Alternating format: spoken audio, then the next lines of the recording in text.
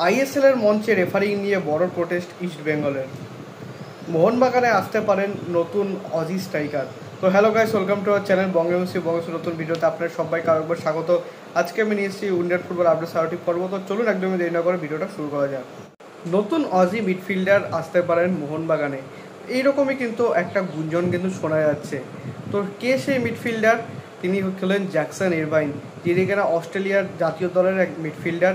বর্তমানে তিনি কিন্তু বুন্দেসলিগাতে খেলছেন। মোস্ট প্রবাবলি টিমের নাম সেন্ট পাউলি সামথিং এরকম নাম হবে, এবং বেশ নিচের দিকেই আছে দলটা। তো যাই হোক, তো বুন্দেসলিগা কিন্তু জার্মানির ফার্স্ট ডিভিশন, তো সুতরাং সেটাকে ছোটো করার কিন্তু কোনো রকম ব্যাপারই নেই।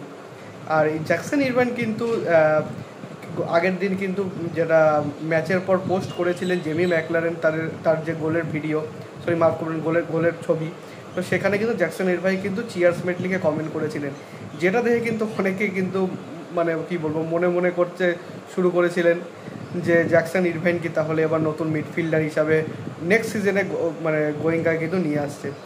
এইটা কিন্তু পুরোপুরি ভুল ধারণা বন্ধুরা। একমাত্র কারণ তার জাতীয় দলের সতীর্থ জেমি ম্যাকলারেন, তো সে কারণেই নিজের বন্ধুকে কিন্তু শুভেচ্ছা জানিয়েছেন। তার কিন্তু মোহনবাগানে আসার ব্যাপারে কিন্তু কোনো রকম খবর নেই। আর তিনি একজন বুন্দেসলিগা প্লেয়ার, তিনি বুন্দেসলিগা ছেড়ে কিন্তু এই মুহূর্তে কোনোভাবেই তিনি ইন্ডিয়াতে আসবেন না। এটাই কিন্তু আপনাদেরকে আপডেট দেওয়ার ছিল। আর অবশ্যই মোহনবাগান নেক্সট সিজনে মোস্ট প্রবলি একজন মিডফিল্ডার নেবে। এবার সে কিন্তু ডিফেন্সিভ মিডফিল্ডারও হতে পারে, কারণ গ্রেগ স্টুয়ার্টকে মোস্ট প্রবলি নেক্সট সিজনে রিনিউ করা হবে না। গতকাল কিন্তু ছিল ইস্টবেঙ্গল বনাম বেঙ্গালুরু ম্যাচ, যেটা কিন্তু ইস্টবেঙ্গলের জন্য একটা ভার্চুয়াল নকআউট ম্যাচ ছিল। কারণ যদি কোনোভাবে চান্সেস ক্রিয়েট করতে হতো ইস্টবেঙ্গলকে টপ সিক্সে থাকতে হলে, গতকাল কিন্তু জিততে হতো। তো মাস্ট উইন ম্যাচে কিন্তু তারা কিন্তু ড্র করে বসে, এবং সেই ম্যাচে কিন্তু বেশ কিছু রেফারিংয়ের বিতর্কিত সিদ্ধান্ত এসেছিল ইস্টবেঙ্গলের বিপক্ষে। যেমন দিয়ামান্তাকোসকে কিন্তু লাল কার্ড দেওয়া, যদিও দিয়ামান্তাকোসের লাল কার্ডটা আমি বলবো যে ঠিকই হয়েছে, কারণ হচ্ছে কি ওই রকম সময় কিন্তু মাথা গরম করে হেডবাট করা কিন্তু উচিত নয়। আর এইটা নিয়ে কিন্তু ম্যাচ শেষে কিন্তু অস্কার ব্রুজো নিজেও কিন্তু তিনি জানিয়েছেন যে আমি দিয়ামান্তাকোসের উপর কিন্তু প্রবলভাবে অসন্তুষ্ট। তার তার তার যেই সময় তিনি লাল কার্ডটা পেয়েছে, সেই সময় কিন্তু বেঙ্গালুরুর ডিফেন্সকে কিন্তু চেপে ধরেছিল ইস্টবেঙ্গল।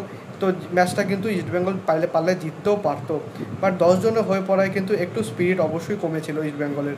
তো যাই হোক, সে কথা এইটা শোনা যাচ্ছে এই সপ্তাহেই ইস্টবেঙ্গলের সব সভ্য সমর্থকরা তারা কিন্তু একটা মাস প্রোটেস্টের অর্গানাইজ করবেন, যেখানে কি এআইএফএফ অর্থাৎ এআইএফএফের এখন বর্তমান যিনি প্রধান রয়েছেন কল্যাণ চৌবে, নীতা আম্বানি অর্থাৎ গোটা এফএসডিএল, সঙ্গে কিন্তু বেশ কয়েকজন রেফারির নাম আমার এই মুহূর্তে জানা নেই কাদের নামে তারা অভিযোগ আনতে চলেছে। তো এই নিয়ে তারা কিন্তু এআইএফএফের কাছেই মোস্ট প্রবাবলি তারা কিন্তু আবেদন করবে, কারণ তাদের একদল সমর্থকদের দাবি যে ইস্টবেঙ্গলের ম্যাচেই কিন্তু এরকম বিতর্কিত সিদ্ধান্ত বারবার কেন নেওয়া হচ্ছে। তো এইটা নিয়েই কিন্তু সমর্থকরা রাগে ফুঁসছেন, এবং কালকের ম্যাচটা আর কিছুই না, সেই আগুনে ঘি ঢালার মতো ব্যাপার হয়ে দাঁড়িয়েছে। তো ইস্টবেঙ্গল ফ্যান্সরা আপনারা ঠিক কাদের উপর অসন্তুষ্ট, আমি কিন্তু সেটা কমেন্টে আমাকে জানাবেন। আপনার ক্লাবের কি কর্মকর্তাদের উপর নাকি এফএসডিএলের ওপর, আমাকে কিন্তু কমেন্টে জানাতে ভুলবেন না।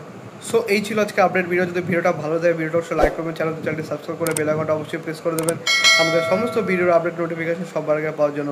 এছাড়া আপনারা আমাদের সোশ্যাল মিডিয়া হ্যান্ডেল ফলো করতে পারেন, লিঙ্ক ডিসক্রিপশনে ফার্স্ট কমেন্ট দিয়ে রাখবেন। মেক শিওর মাস্ট ফলো দেন, ছোটোখাটো কিছু আপডেট সেখানে দেওয়ার চেষ্টা করি। আর দেখা হচ্ছে পরের ভিডিওতে। আপাতত bye bye, glory glory man United.